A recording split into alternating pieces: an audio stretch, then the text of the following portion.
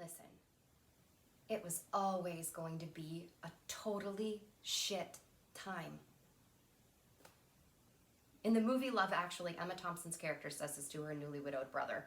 The line has stood out to me for years, and I hear myself saying it to people now. Here we are in St. Louis, over a month into our stay-at-home orders. Professionals teaching and lawyering and therapizing and creating and consulting from home. Parents facilitating PE workouts in the backyard, Zoom dance classes in the living room, and FaceTimed piano lessons.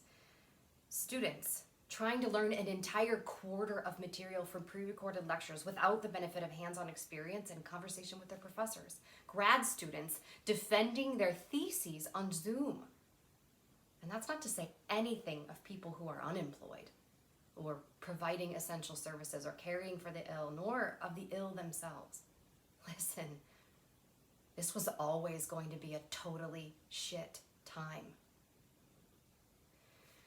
In the gospel reading from today, John writes in chapter 3, verse 19, "And the verdict is this, that the light came into the world, but people preferred darkness to light."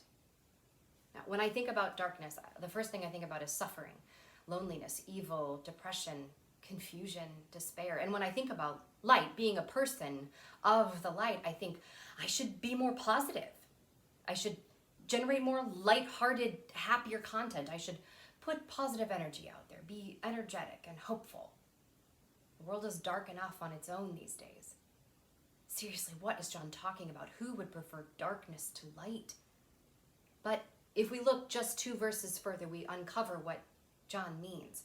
Verse 21 says, "But whoever lives in the truth comes to the light." So if we take Jesus at his inspired word, which we should, the real story is this: being people of light means being people of truth.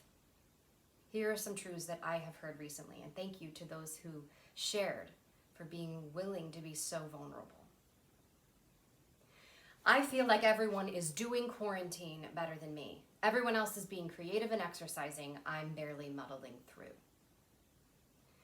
Most everyone has at least one person they're quarantining with, either because they're with their family or roommates or something. But as a single person living alone, I have not had a hug since March 12th. Other people are doing full-on spring cleaning while they're stuck at home. I can barely bring myself to stay up to date on laundry for 4 people and cook dinner every day, much less willingly scrub the baseboards and clean windows. Other people have energy to learn new things. I find myself worn out and often disheartened, feeling almost inadequate, but that I shouldn't complain because I'm not on the front lines. Other people are doing fine in school, but I know I'm not learning as much as I do in the classroom, much less retaining it. I actually need to know this stuff for my future. What am I supposed to do? Other people are able to sleep. Why am I answering emails at 5:15 in the morning?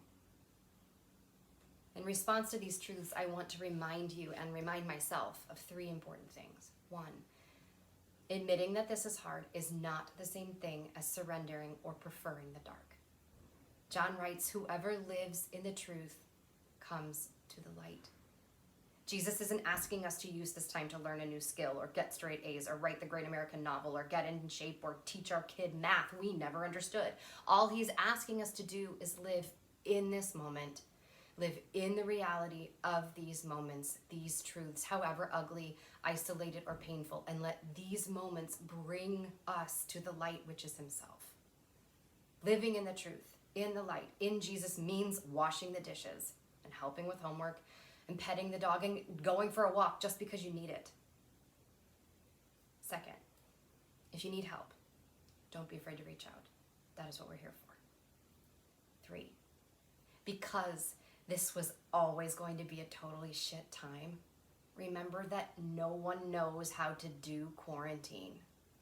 And you're doing a great job. You don't have to do more. You're already enough.